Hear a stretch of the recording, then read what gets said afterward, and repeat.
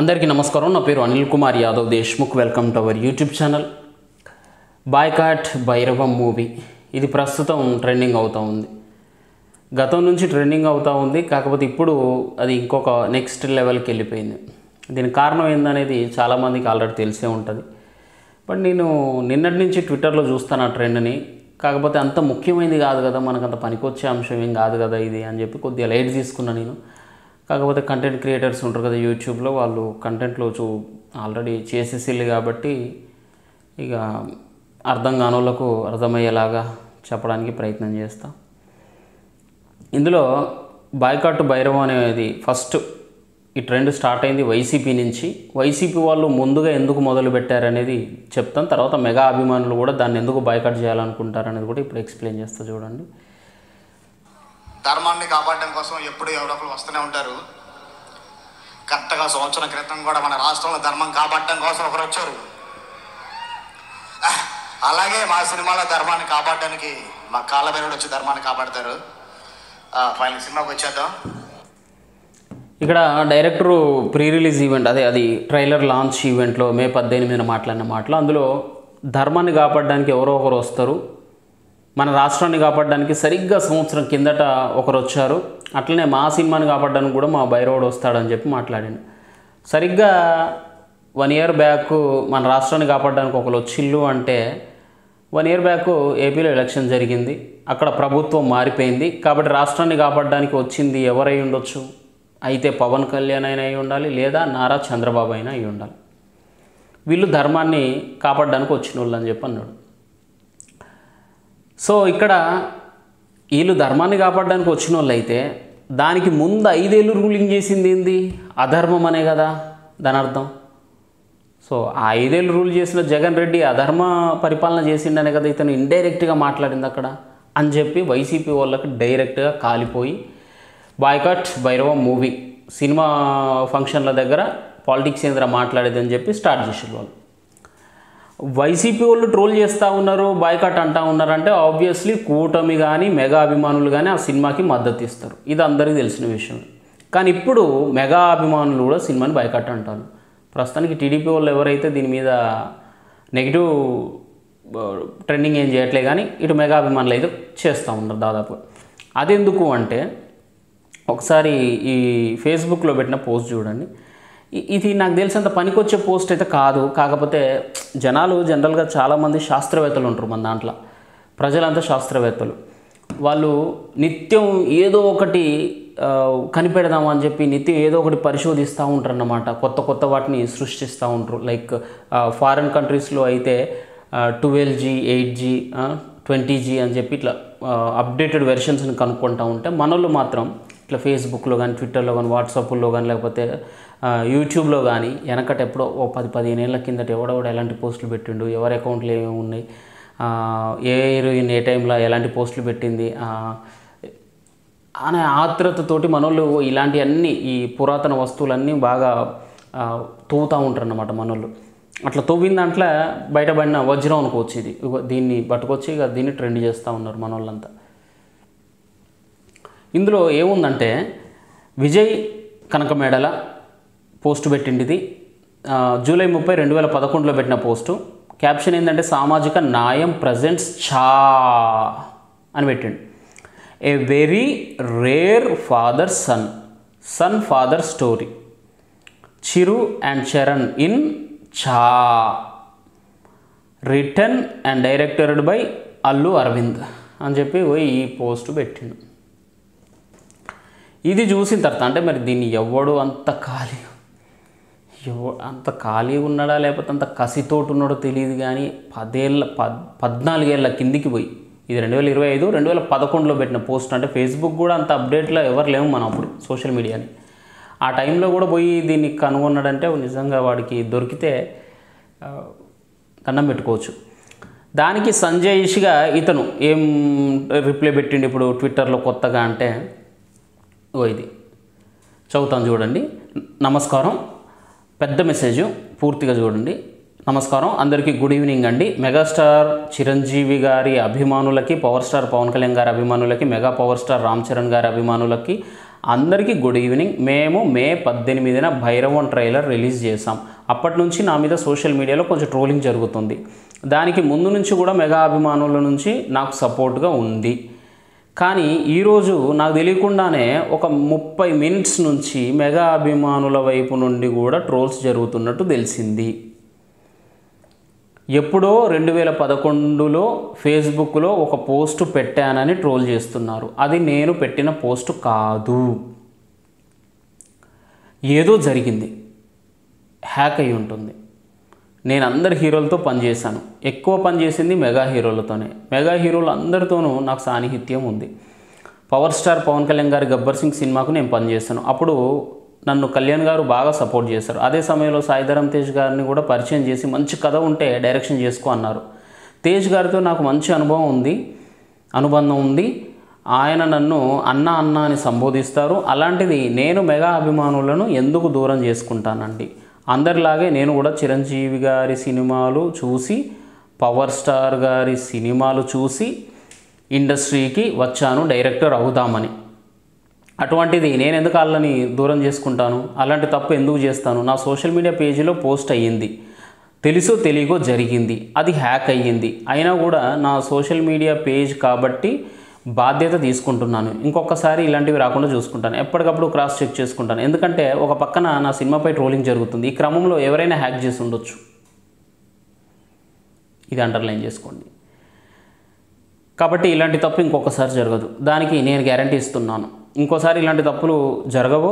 Mega అభిమానులందరికీ మీలో ఒకటిగా నేను హామీ ఇస్తూ మనస్ఫూర్తిగా క్షమాపణ చెప్తున్నాను అని చెప్పి పోస్ట్ పెట్టండి.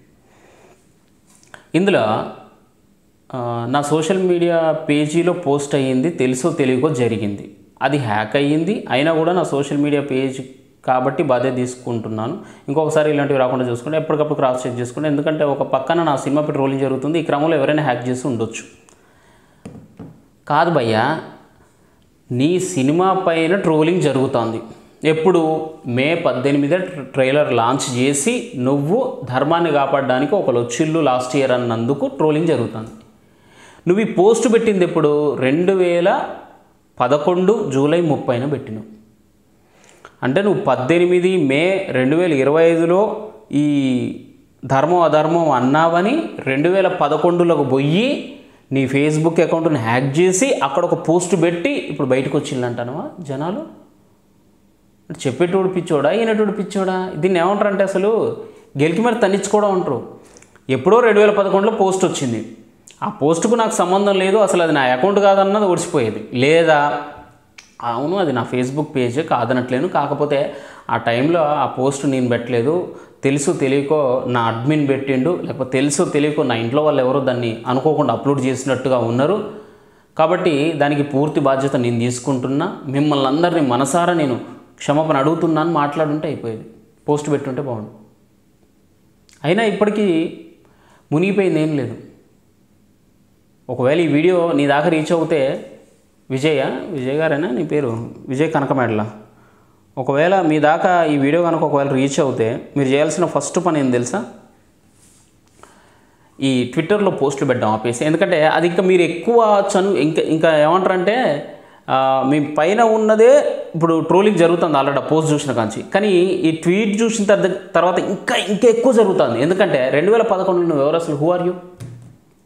అప్పుడు హ్యాక్ అయిందని చెప్తాను నేను. ఏదో ఇప్పుడు రీసెంట్గా హ్యాక్ అయింది నా అకౌంట్లో కాబట్టి ఈ పోస్ట్ వచ్చిందంటే నన్ను క్షమించండి అంటే బాగుండదు. 2011లో వచ్చిన పోస్ట్ అది. అప్పుడు హ్యాక్ అయిందంటే ఎట్లా నమ్మాలరా అసలు? నాకు అర్థం కాదు. అప్పుడు అసలు నువ్వెవరికి తెలుసు అసలు? 2011 అంటే ఇప్పుడు ఉందా? అది 14 సంవత్సరాల కిందట నువ్వెవరు అసలు? అప్పుడు హ్యాక్ అవ్వడం ఏంది అసలు? అనవసరంగా ఇది పెట్టి ఇంకా గెలుపుకుంటాను. నా సిన్సియర్ రిక్వెస్ట్, ఈ వీడియో నీ దాకా వస్తే నువ్వు చేయాల్సిన ఫస్ట్ పని కెమెరా ముందుకు వచ్చి ఒక వీడియో, ఒక లైవ్ షూట్ చేసి దాన్ని ట్విట్టర్లో పెట్టు. ఏమని? మెగా అభిమానులందరికీ నా నమస్కారం. 2011లో నా ఫేస్బుక్ అకౌంట్ నుంచి ఒక పోస్ట్ వచ్చింది. అది నేను కావాలని పెట్టింది కాదు. నా అడ్మిన్ నుంచో లేకపోతే నా ఇంట్లో వాళ్ళు ఎవరో తెలుసో తెలియకో అప్లోడ్ చేసినట్టుగా ఉన్నారు. అది రీసెంట్గా నేను కూడా ట్విట్టర్లో ట్రెండ్ అవ్వడం వల్ల నా అకౌంట్ని మళ్ళీ క్రాస్ చెక్ చేసుకోవడం జరిగింది. ఆ సమయంలో నిజంగానే అప్లోడ్ అయిందా లేదా అని చెక్ చేస్తే అయ్యిందని తెలిసింది. కాబట్టి మా వాళ్ళు తెలుసో తెలియకో చేసిన తప్పుకి నేను బాధ్యత వహిస్తూ మెగా అభిమానులందరినీ క్షమాపణ వేడుకుంటున్నా. ఎందుకంటే నేను ఇండస్ట్రీకి వచ్చింది సినిమాలు తీసుకోవడానికి, నేను కష్టపడడానికి, నా టాలెంట్ని ప్రూవ్ చేసుకోవడానికి. అంతేగాని ఇట్లా నేను ఒకరి పైన ట్రోలింగ్ చేసి లేకపోతే మార్ఫింగ్ ఫొటోస్ వేసి నేనేదో ట్రోలర్నో ఒక మీమర్నో అవుదామని అయితే కాదు, ఒక డైరెక్టర్ అవుదామని వచ్చిన. కాబట్టి మెగా అభిమానులు మాత్రమే కాదు, నాకు మిగతా హీరో అభిమానులందరి మద్దతు ఈ సమయంలో నాకు అవసరం. ఎందుకంటే నా సినిమా చాలా కష్టపడి నేను డైరెక్ట్ చేసిన కాబట్టి దాన్ని మీరంతా మనస్ఫూర్తిగా ఆదరిస్తారని వేడుకుంటున్నా. ఇంకెప్పుడు భవిష్యత్తులో మళ్ళీ ఇలాంటి చిల్లర పోస్టులు నా అకౌంట్ నుంచే కాదు, నా కుటుంబంలో ఏ ఒక్కరి అకౌంట్ నుంచి కూడా రావని నా హామీ ఇస్తున్నా. దయచేసి నన్ను పెద్ద మనసు చేసుకొని మీరంతా క్షమించి నా సినిమాని దీవించాలని చెప్పి కోరుకుంటున్నా అని ఒక పోస్ట్ పెట్టు, ఒక వీడియో రికార్డ్ చేసి దాన్ని ట్విట్టర్లో వదిలిపెట్టు. అప్పుడు అందరూ నేను అర్థం చేసుకొని నీకు సపోర్ట్ చేస్తారు. అర్థమవుతుందా? బట్ ఇట్లా పోస్ట్ చేయడం వల్ల ఇంకా నువ్వు ఇంకా నిన్ను ఇంక ఏకి పారేస్తారు. ఎందుకంటే చాలామంది అందరూ ఒకేలా ఉంటారు కదా. ఇప్పుడు అవతలోడు ఎప్పుడు దొరుకుతాడా అని చెప్పి ఎదురు చూసే ఒక ముసుగు ఫ్యాన్స్ ఉంటారు, తర్వాత వీరాభిమానులు కూడా ఉంటారు. వాళ్ళ ఎమోషన్స్ని మనం ఆపలేం. ముసుగులో ఉన్న ఆపలేం, ఆపిన వాడు ఆగడు. ఎందుకంటే వాడు ముసుగు ఫ్యాన్, దొంగ ఫ్యాన్ అనమాట. అట్లాంటి వాడు ఆగడు, వీరాభిమాని కూడా ఆగడు. ఎందుకంటే హార్ట్ఫుల్గా గుండెల్లో నింపుకున్న వాడని ట్రోల్ చేస్తానంటే కొంతమంది సహించలేరు. అది కూడా ఇలాంటి చిల్లర పోస్టులు పెట్టిన వాళ్ళని. కాబట్టి నువ్వు బయటకు వచ్చి నీ మొహం చూపెట్టి ఒక వీడియో రూపంలో వదిలితే బెటర్. ఒకవేళ నువ్వు ఏమో వీడియో షూట్ చేసే గ్యాప్లో నువ్వు వదిలిండొచ్చు. బట్ నా సిన్సియర్ రిక్వెస్ట్, ఇది రీచ్ అవుతే చెయ్యి. ఒకవేళ ఆల్రెడీ చేస్తుంటే నో ప్రాబ్లం. అండ్ ఇంకోటి last but not the least, ఎవరైనా ట్రోల్స్ చేసినా, ఎవరెన్ని బాయ్కాట్లు అని చెప్పి ట్రెండింగ్ చేసినా, మెసేజ్లు పెట్టినా దయచేసి అర్థం చేసుకోండి. ఒక వ్యక్తి మీద ఉన్న కోపాన్ని ఒక సినిమా యూనిట్ మొత్తం పైన చూపించొద్దు ఎవ్వరు కూడా. ఇక్కడ డైరెక్టర్ చేసింది తప్పే, నేను కాదనట్లేను. దానికి పనిష్ అవ్వాల్సింది డైరెక్టర్ మాత్రమే, ఒక సినిమా యూనిట్ మొత్తం కాదు. వాళ్ళు ఎలాంటి నేరం చేయలేదు. బాయ్కాట్ భైరవం అనేది పెట్టడం మానేసి బాయ్కాట్ విజయ్ అనో ఇంకోటనో పెట్టండి. ఎందుకంటే ఆ సినిమాకి విజయ్ ఒక్కడే కాదు పనిచేసింది. ఒక పేపర్ బాయ్, ఒక టీ అందించే ఆఫీస్ బాయ్ దగ్గర నుంచి అందరికీ డబ్బులు ఇచ్చిన ప్రొడ్యూసర్ దాకా ప్రతి ఒక్కడు కష్టపడ్డాడు. అలా 100 మంది పనిచేస్తుంటారు ఈజీగా ఇన్ని రోజుల షూటింగ్ పనుల. అంతమంది బలైపోతారు మనం చేసే ట్రెండ్ ద్వారా. నాకెందుకు ఇది మంచి పద్ధతి అనిపించట్లా. ఎప్పుడో జరిగింది, ఎప్పుడో పెట్టిన పోస్ట్ అది. దాన్ని అంత సీరియస్గా తీసుకొని ఇప్పుడు ట్రెండ్ చేయాల్సిన పని అయితే లేదు. తెలుసో తెలియక పెట్టిండు వాడు, అర్థమైపోతుంది. ఏదో అది ఏంది చాప్రీ మైండ్ సెట్ తోటి పెట్టేసిండు, అర్థమవుతుంది. బట్ మనం కొంత మెచ్యూరిటీ బిహేవ్ చేస్తే బెటర్ ఏమో అనిపిస్తుంది. ఎందుకంటే ఇంతమంది నాకు తెలిసి ఇప్పుడు మనం చేసే ట్రెండ్ ద్వారా నిజంగా బాయ్కాట్ సినిమా అయితే మాత్రం, సినిమా బాయ్కాట్ అయితే ఈ భైరవం నష్టపోయేది డైరెక్టర్ కాదు, హీరోలు కాదు, ఆ టీ బాయ్ కూడా కాదు. ఎందుకంటే ఎవ్వడి పేమెంట్లు వాళ్ళకి వెళ్ళిపోయింది ఆల్రెడీ. నష్టపోయేది ఒక్క ప్రొడ్యూసర్ మాత్రమే. ఆ సినిమా యూనిట్లో పనిచేసిన 100 మందికి ఎలాంటి ఇబ్బంది ఉండదు. ఎందుకంటే ఆ 100 మందికి పేమెంట్లు పోయినాయి. కానీ ఆ 100 మంది కడుపు నింపిన ప్రొడ్యూసర్ మాత్రం రోడ్డు మీదకి వస్తాడు. వాళ్ళ కడుపు నింపినోని కడుపు మీద కొట్టిన వాళ్ళం అవుతాం మనం. ఇది ఒక్కటి ఆలోచించండి. అండ్ ఇంకోటి, సినిమా బాగుంటే ఎన్ని ట్రెండ్లు చేసినా, ఎన్ని చేసినా నో యూస్. ఇది ఇప్పటి నుంచి కాదు, ఎప్పుడు వెనకటి నుంచి జరిగే నిజం ఇది. పవన్ కళ్యాణ్ సినిమాల్ని ఎంత వైకిల్ సాబ్ని, భీమ్లా నాయక్ని ఎన్ని చేస్తామన్నారు. ఎవరు ఆపలేరు. కంటెంట్ బాగుంటే ఏ సినిమా అయినా కలెక్షన్స్ కంపల్సరీ వస్తాయి. ఒకవేళ బిగ్ స్క్రీన్ మీద మీరు ఆపొచ్చేమో, కానీ టెలివిజన్లో ఎవరు ఆపలేరు. ఎక్కడైనా కలెక్షన్స్ కొట్టుకుంటుంది. కాకపోతే మన అభిమానం ఇతరులకి ఇబ్బంది కలగజేయొద్దు అనేది నా ఒపీనియన్.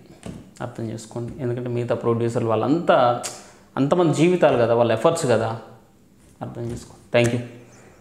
జై హింద్. నేను ఏమైనా మిస్టేక్ మాట్లాడున్నా సారీ.